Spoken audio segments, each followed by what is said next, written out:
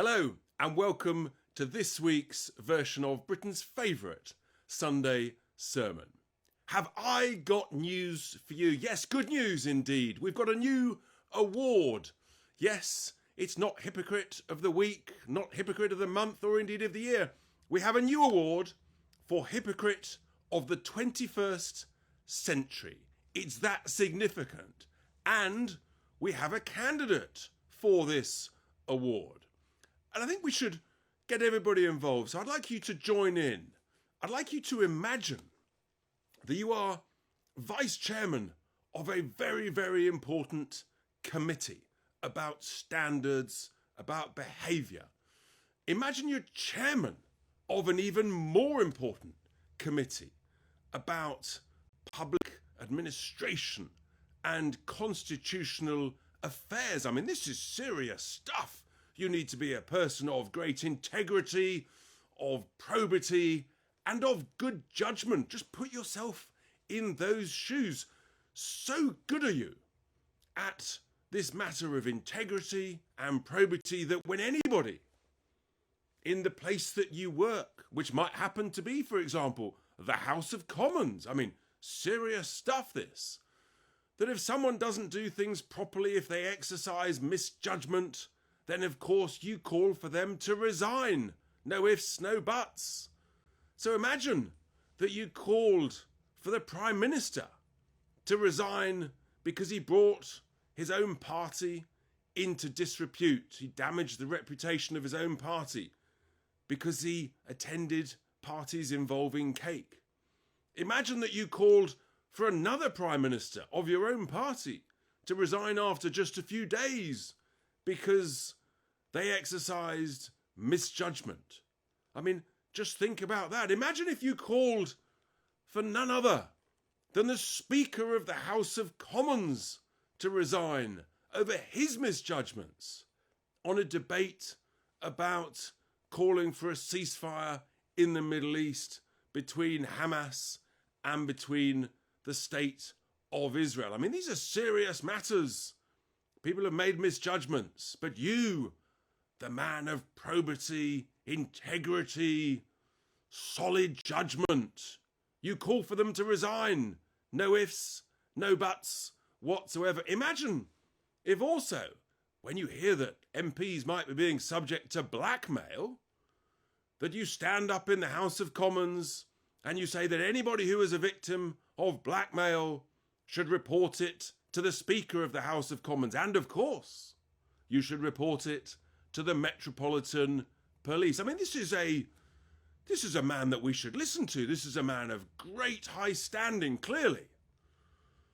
And you might think of someone of decades and decades, someone in their 60s or 70s, almost like the father of the house, who's seen it all before. But no, this is someone so exceptional that they're in their 30s. A man of relative youth, but great judgment and probity. So when that person then becomes a supposed, he's been attacked himself or been targeted for texting or sexting. I mean, if he was asked to send a picture of himself to someone he didn't know, I'm talking about a picture fully clothed. I wouldn't do that. Why would I do that? Imagine being asked to send a picture of yourself unclothed, and then you then become a victim yourself of blackmail. So then what do you do? Well, of course, if you are a man of probity and integrity, you follow your own good advice. You report it to the Speaker of the House of Commons. You report it to the Metropolitan Police, as you advised other people to do. Is that what you do? That's what you told other people to do. You told other people to resign when they demonstrated a lack of judgment. And then it comes to your judgment. No, instead of following your own good advice, you say, actually, I tell you what I'm going to do. I'm going to send the personal telephone numbers of very important elected members of Parliament to someone I don't know who I've met on some website. Unbelievable. I mean, talk about a complete and utter failure of judgment. It's hard to think of anything more significant than this. I mean, this is potentially putting people's security at risk. And we live, sadly, in an age when the security of members of the Houses of Parliament is at risk. There's a serious question mark about it. Tens of millions of pounds of taxpayers' cash goes to protecting those members of Parliament. But you just willy-nilly just send out a bunch of telephone numbers of important people.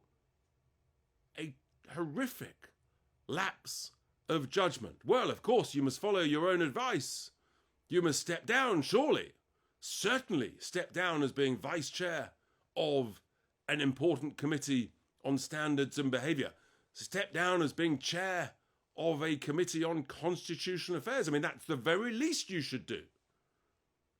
What about, should you step down as being a member of Parliament for this grotesque, appalling security lapse of judgment? I mean, if you're that good at advising other people when to resign, surely you should know when to resign. How's this game going, folks? What do you think you would have done? Would you have decided, well, other people need to follow my advice, I must follow my own advice? Or would you actually say, no, this is me I'm talking about.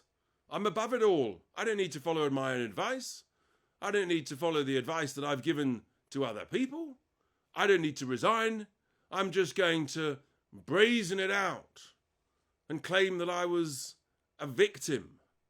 I mean, the double standards, the hypocrisy knows no bounds whatsoever.